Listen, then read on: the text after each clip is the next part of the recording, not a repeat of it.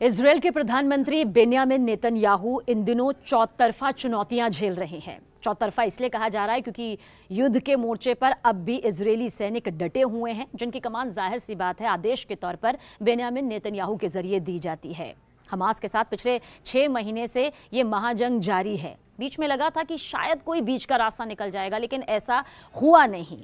7 अक्टूबर 2023 से शुरुआत जो हुई वो अब तक बदस्तूर जारी है। अब चौतरफा क्यों कहा जा रहा है? चौतरफा इसलिए कहा जा रहा है, एक युद्ध का मोर्चा, दूसरा दोनों तरफ से जो भारी नुकसान हो रहा है, अंतर्राष्ट्रीय स्तर पर जो किरकिरी भी सामने हो रही है, और चौथे तौर पर देखा जाए तो वो आंदोलन जो हाल ही में रविवार के दिन नजर आया।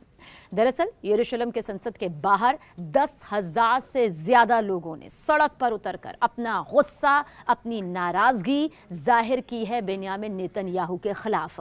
हाल ही में बेन्यामिन नेतन्याहू का हर्निया का ऑपरेशन भी हुआ है, सेहत संबंधी भी वो दिक्कतें इस वक्त झेल रहे हैं, लेकिन जो विरोध के स्वर अंदर खेमे से उठ रहे हैं वो ये कह रहे हैं कि हमास में जो बंधक है इजरायली, आखिर उन्हें क्यों नहीं छुड़ाया जा रहा है। इतनी शक्ति होने के बावजूद, इतना पावर होने के बावजूद और बार बार ये कहने के बावजूद कि हम हर मोर्चे पर हमास के आतंकियों पर भारी पड़ रहे हैं, हमास के आतंकी हमारे सामने झुक रहे हैं, हमारे पास इतनी ताकत है, हम वो महाशक्ति के साथ में हैं जहां पर हम हर मोर्चे पर हमास को मुंहतोड़ जवाब दे रहे हैं। 10,000 से ज़्यादा लोग जब भारी तादाद में अपनी नाराज़गी दिखाते नजर आए तो सुर यही उठ रहे थे कि फिर आखिर हमारे बंधक उन आतंकियों हमास के चंगुल से क्यों नहीं छूट पा रहे हैं। वो सीधे सीधे यही कह रहे हैं कि इसके पीछे नाकामी नज़र आती है इजरायल के प्रधानमंत्री बेन्यामिन नेतन्याहू की। हालांकि बेन्यामिन नेतन्याहू पहले भी और अभी भी इस बात की सांत्वना दे रहे हैं और साफ कह रहे हैं कि हम उन्हें हर कीमत पर छुड़ाएंगे। हाँ, दिक्कतें हैं, चुनौतियां हैं, लेकिन हार नहीं मानेंगे और हम हर मोर्चे पर मात भी दे रहे हैं। और अगर आप नज़र भी डालेंगे तो जिस तरह से दोनों तरफ से खून बह रहा है, जिस तरफ से जब इजरायली सैनिक का वार करते हैं और उसके पीछे जो तबाही का मंजर नज़र आता है, और हाल ही में भी जो हमने तस्वीरें देखी, टूटी हुई इमारतें देखी, शवों का भंडार देखा, अस्पतालों पर जिस तरह से बॉम्ब गिरे हुए हैं। हालांकि लगातार इजरायल की सरकार कहती रही है कि निशाना हमारे आतंकी रहे हैं, बेगुनाह नहीं, लेकिन जब युद्ध होता है तो जाहिर सी बात है नुकसान वार करने वाले को भी होता है और वार सहने वाले को भी होता है। और कुछ हमास और इजरायल के बीच जो युद्ध हो रहा है उसमें यही तस्वीर नज़र आ रही है।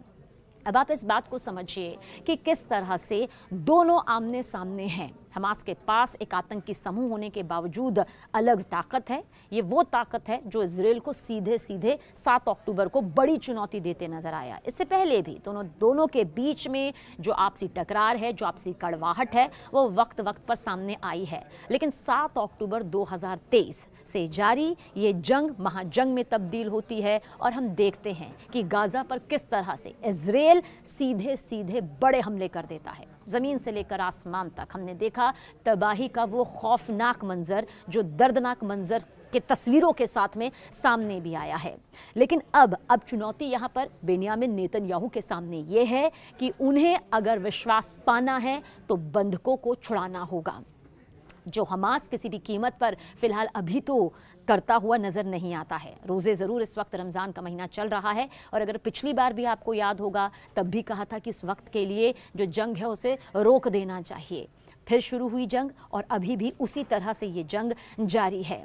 देखिए, जब हम हमास का जिक्र करते हैं तो हम ये समझने की कोशिश करते हैं कि आखिर जिस हमास का बार बार जिक्र यहाँ पर किया जाता है वो आखिर है क्या। एक आतंकी समूह यहाँ पर हमास को कहा जाता है। पूरी डिटेल इसकी यहाँ पर सामने आती रही है। महीनों से ये युद्ध चल रहा है और इस युद्ध को हमने देखा भी है।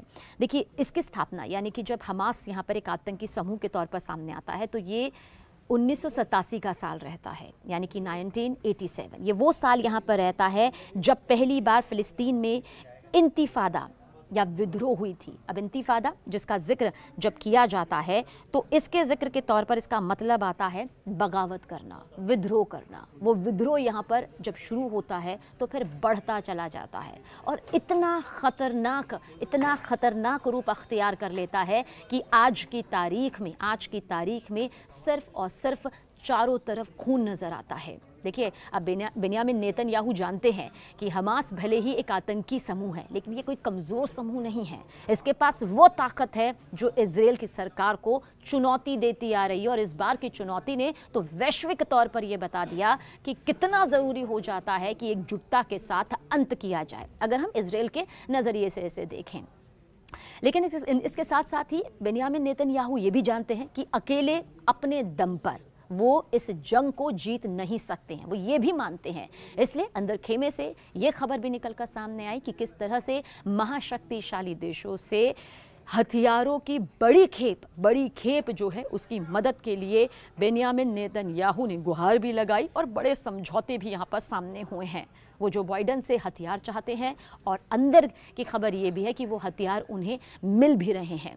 देखिए, अगर हमास को मुंह तोड़ जवाब देना है, क्योंकि गाज़ा में हमने खून बहता भी देखा है, इमारतों को ध्वस्त होते भी देखा है, सालों पीछे गाज़ा एक बार फिर से जा चुका है, और वही खतरनाक मंजर यहाँ पर सामने आता है जो एक बार फिर से दिल दहला देता है, क्योंकि 6 महीने का एक एक दिन लहू यहाँ पर बहाता हुआ नजर आया है, इमारतों को ध्वस्त करता हुआ नजर आया है। समझौतों की बात ज़रूर होती रही है। अगर हिंदुस्तान का पक्ष यहाँ पर जानेंगे तो हिंदुस्तान हमेशा से ये कहता रहा है कि आतंक को किसी कीमत पर नहीं झेला जा सकता, सहा नहीं जा सकता है, लेकिन इंसानी ज़िंदगी को बचाना प्राथमिकता यहाँ पर होनी चाहिए, और ऐसे में बीच का रास्ता सबसे ज़्यादा ज़रूरी हो जाता है। पर इस वक्त जो सबसे बड़ी चुनौती है बेन्यामिन सरकार के पास में, नेतन्याहू के पास में, वो यही है कि वो अंदर खेमे, क्योंकि जो गठबंधन है वहाँ सरकार जो चल रही है उसके हिसाब से भी सुर जो हैं वो विरोध के उठ रहे हैं। यानी कि जो अब बेन्यामिन नेतन्याहू के जो अपने हैं, या फिर जिन्होंने सत्ता चलाने के लिए अपना साथ दिया है, वो भी अब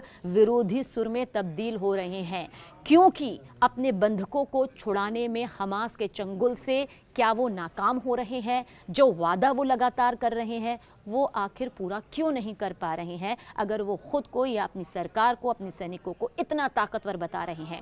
हालांकि इसमें भी कोई दो राय नहीं है, इतना आसान नहीं है वहां जाना और अपने बंधकों को लाना। एक तस्वीर भी हाल ही में सामने आई थी कि किस तरह से इजरायली सैनिकों ने वहां पर हाल ही में हुए अपने एक मिशन को कामयाब बताया, और जब वो वहां से निकले तो वो खौफनाक मंजर भी एक बार फिर से सामने आ गया जो रोंगटे खड़े कर रहा था। इमारतें तबाह थी, अस्पताल तबाह थे, लाशें यहाँ पर दिखाई दे रही थी। शायद यही कामयाबी का एक पैमाना हो गया है जब युद्ध होता है, और यही युद्ध पिछले 6 महीने से जारी है। यही युद्ध बहुत बड़ी चुनौती बन रही है, और 10,000 से ज़्यादा लोगों का सड़कों में उतरना बहुत बड़ा संकट, महासंकट, जो कह रहे हैं कि चुनाव जल्द करने चाहिए, और ये बेन्यामिन नेतन्याहू के लिए सबसे बड़ा संकट बन चुका है।